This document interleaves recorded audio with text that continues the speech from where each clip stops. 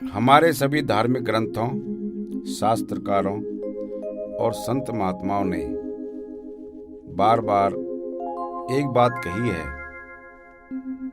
कि 84 लाख योनियों में मनुष्य योनि ही उत्तम योनि है, जिसके लिए देवता भी तरसते हैं। रामचरितमानस में उत्तरकांड के 42वीं चौपाई में भी तुलसीदास जी ने यही कहा है। बड़े भाग्य मानुष तन पावा, सुर दुर्लभ सद ग्रंथनि गावा, साधन धाम मोक्ष कर द्वारा, पाइना जेहि परलोक सवारा। अर्थात मनुष्य शरीर बड़े भाग्य से प्राप्त होता है, क्योंकि मानव शरीर पाना देवताओं के लिए भी दुर्लभ होता है। अर्थात मानव शरीर के लिए देवतागण भी तरसते रहते हैं, लालायित रहते हैं। ऐसा इसलिए कि मानव शरीर एक ऐसा शरीर है जो जीव को मोक्ष के दरवाजे तक पहुंचाने के लिए समस्त मोक्ष साधनों का धाम या घर है। इस मानव शरीर को पाकर भी जो मनुष्य अपना परलोक सवार नहीं लेता, यानी अपने जीवन का उद्धार तथा मुक्ति अमरता न पा लेता, वह परलोक में और यहाँ लोक में अपार दुख कष्ट पाता है। शास्त्रों के अनुसार 84 लाख योनियों में मनुष्य योनि ही सर्वश्रेष्ठ है। क्यों? क्योंकि अन्य योनियां जैसे पशु पक्षी, कीट पतंग आदि में रहते हुए जीव आत्मोद्धार, आत्म कल्याण, भगवत प्राप्ति के विषय में ना तो सोच सकता है और ना ही उसके लिए कोई प्रयास पुरुषार्थ ही कर सकता है। इसलिए मनुष्य योनि को छोड़कर अन्य योनियों को भोग योनि कहा गया है। भोग योनि इसलिए क्योंकि जीव अपने कर्मों के अनुसार पशु पक्षी, वृक्ष, कीट पतंग आदि जिस भी योनि को प्राप्त हुआ है, उस योनि में रहकर उस योनि में उपलब्ध भोग पदार्थों का भोग मात्र कर सकता है। वह विषय भोग पेट प्रजनन आदि की पूर्ति के लिए उछल कूद दौड़ भाग कर सकता है, पर इससे आगे की नहीं सोच सकता। इन चीजों से ऊपर उठने की बातें उसके मस्तिष्क में आएंगी ही नहीं, क्योंकि उसके सोच की एक सीमा है जिससे बाहर वह जा ही नहीं सकता। और इस प्रकार वह पशु पक्षी आदि निम्न योनियों में बार बार जन्मता हुआ मरता हुआ अपने कर्मों का भोग ही करता रहता है। और भिन्न भिन्न योनियों में रहते हुए जब जीव के कर्मों का भोग पूरा हो जाता है, तब आखिरकार जीव को मनुष्य शरीर मिलता है। इस मनुष्य शरीर में, मनुष्य योनि में जीव के पास जन्म मरण के बंधन से मुक्त होकर परम आनंद, भगवत प्राप्ति के बड़े ही दुर्लभ अवसर होते हैं। जीव को विषय भोगों से संपर्क तो मनुष्य योनि में भी होता है। उसे भौतिक जीवन की आवश्यकताओं की पूर्ति के लिए साधन जुटाने पड़ते हैं, उदर पूर्ति के साधन जुटाने पड़ते हैं, संतान उत्पत्ति आदि कर्मों में भी लिप्त होना पड़ता है। पर अंतर यह है कि मनुष्य योनि में भौतिक जीवन की व्यवस्था करने तक की, स्वयं को सीमित किए रहने की व्यवस्था नहीं है, मजबूरी नहीं है, लाचारी नहीं है। पेट, प्रजनन, परिवार आदि की आवश्यकता पूरी करने के साथ साथ आत्मोद्धार का मार्ग प्रशस्त कर लेने को उसके पास बड़े ही दुर्लभ अवसर हैं। मानवीय बुद्धि ऐसा सोच समझ भी सकती है। मनुष्य अपने आत्मोद्धार के लिए, भगवत प्राप्ति के लिए चिंतन मनन कर सकता है, साधन भजन ध्यान कर सकता है, स्वाध्याय सत्संग कर सकता है, अपने लिए इन चीजों की साधनों की व्यवस्था कर सकता है जो कि अन्य योनियों में सोच पाना या कर पाना संभव नहीं था। विषय भोगों को भोगते हुए ही जीवन खत्म कर लेना मनुष्य जीवन का लक्ष्य नहीं है और ना ही यह मनुष्य जीवन की गौरव गरिमा के अनुकूल ही है। अतः मनुष्य जीवन की पूर्णता इसी में है कि हम भौतिक जीवन को समृद्ध करने के लिए भौतिक पुरुषार्थ तो करें ही, साथ ही आत्मोद्धार के लिए आत्मिक आध्यात्मिक पुरुषार्थ भी करें, क्योंकि यह मनुष्य योनि भोग योनि नहीं, कर्म योनि है, जिसमें हमें कर्म करने की स्वतंत्रता है। कठिन परिश्रम, पुरुषार्थ, ईमानदारी आदि के द्वारा हम धन्य धान्य से संपन्न हो सकते हैं, समृद्ध हो सकते हैं, सुखी जीवन जी सकते हैं। तो वहीं ध्यान भजन सत्संग स्वाध्याय योग आदि क्रियाओं के निरंतर अभ्यास से आत्मिक आनंद की प्राप्ति भी कर सकते हैं।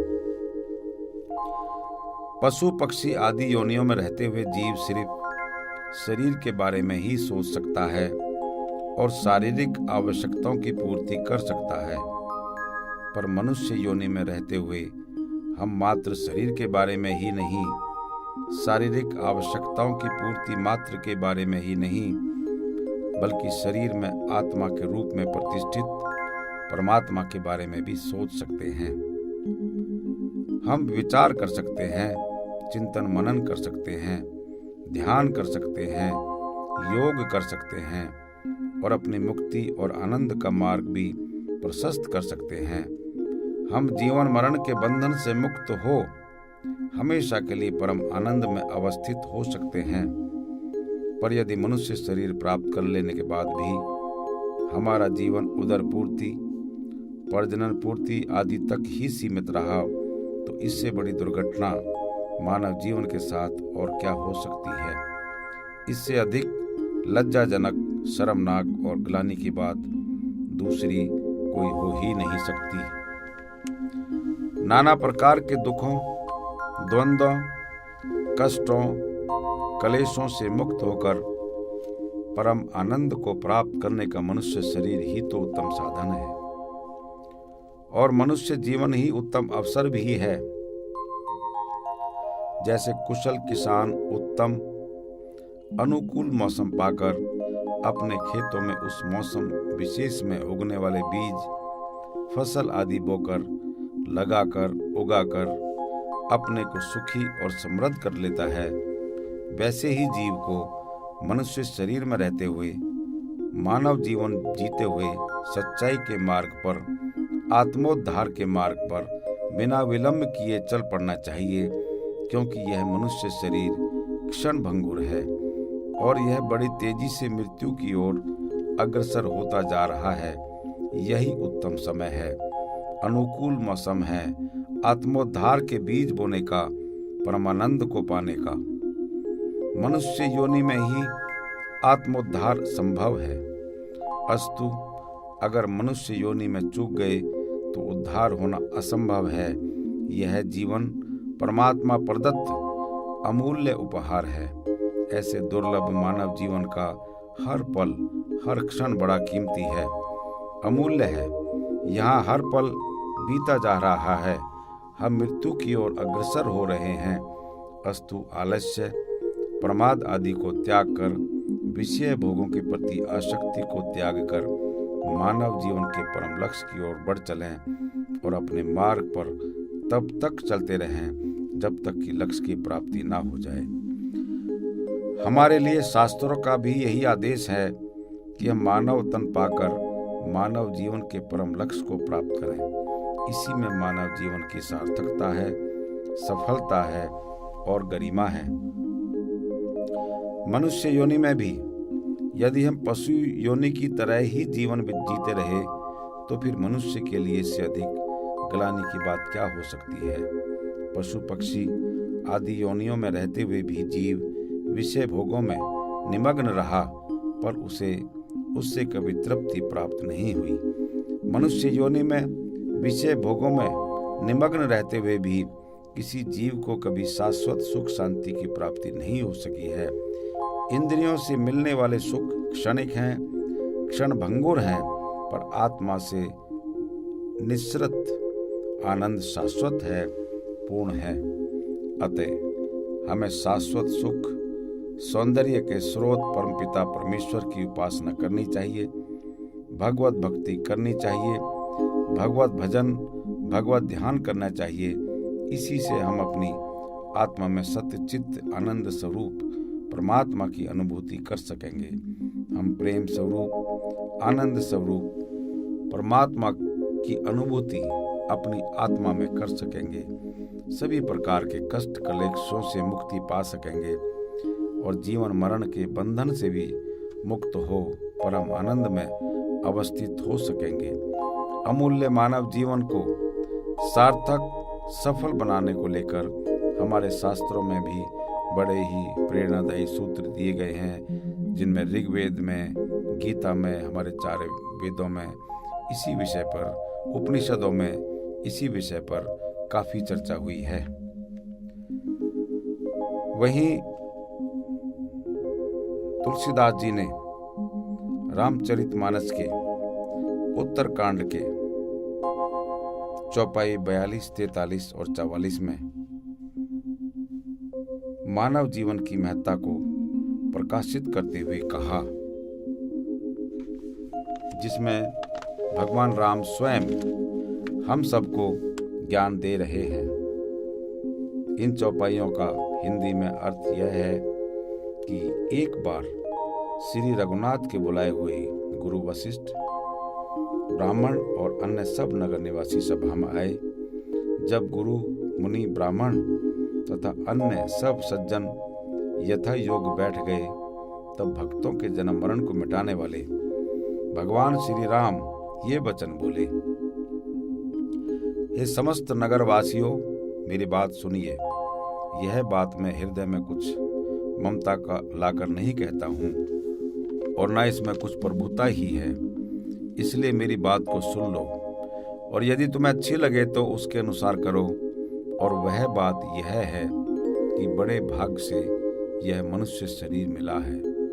सब ग्रंथों में यही कहा है कि यह शरीर देवताओं को भी दुर्लभ है। यह शरीर साधन का धाम और मोक्ष का दरवाजा है। अतः इसे पाकर भी जिसने परलोक न बना लिया, वह परलोक में दुख पाता है, सिर पीट पीट कर पछताता है तथा इसके लिए स्वयं को दोषी न समझकर वह काल पर, कर्म पर और ईश्वर पर मिथ्या दोष लगाता है। हे भाई, इस शरीर के प्राप्त होने का फल विषय भोग नहीं है। इस जगत के भोगों की तो बात ही क्या, स्वर्ग का भोग भी बहुत थोड़ा है और अंत में दुख देने वाला है। अतः जो लोग मनुष्य शरीर पाकर विषयों में मन लगा लेते हैं, वे मूर्ख अमृत के बदले विष ले लेते हैं। जो पारसमणि को खोकर बदले में घुंघची ले लेते हैं, उसकी कभी कोई भला बुद्धिमान नहीं कहता। यह अविनाशी जीव 4 खानों और 84 लाख योनियों में चक्कर लगाता रहता है। वह माया की प्रेरणा से काल, क्रम, स्वभाव और गुण के वश में प्रभाव में होकर सदा भटकता रहता है। यह मनुष्य शरीर भव सागर से तारने के लिए बेड़ा अर्थात जहाज है। मेरी कृपा ही अनुकूल वायु है। सद्गुरु इस मजबूत जहाज के कर्णधार खेने वाले हैं। इस प्रकार दुर्लभ अर्थात कठिनता से मिलने वाले साधन सुलभ होकर भगवत कृपा से सहज ही उसे प्राप्त हो गए हैं। जो मनुष्य ऐसे साधन पाकर भी भव सागर से ना तरे, तो वह कृतघ्न और मंद बुद्धि ही है और ऐसा मनुष्य आत्महत्या करने वाले की गति को प्राप्त होता है। अतः यदि परलोक में और यहाँ दोनों जगह सुख चाहते हो तो मेरे वचन सुनकर उनके हृदय में दृढ़ता से पकड़े रहो। हे भाई, यह मेरी भक्ति अर्थात भगवत भक्ति का मार्ग सुलभ है और सुखदायक है। इसे पुराणों और वेदों ने भी गाया है। अस्तु भगवत भक्ति के द्वारा अपने मानव जीवन को सफल कर लो। इस प्रकार हम देखते हैं कि शास्त्रों में अमूल्य मानव जीवन की महिमा, गरिमा एवं मानव तन रूपी साधन के सहारे भगवत भक्ति के द्वारा भगवत प्राप्ति के सहज सरल मार्ग का अद्भुत वर्णन है, जो हम में से हर एक के लिए प्रेरणादायी है।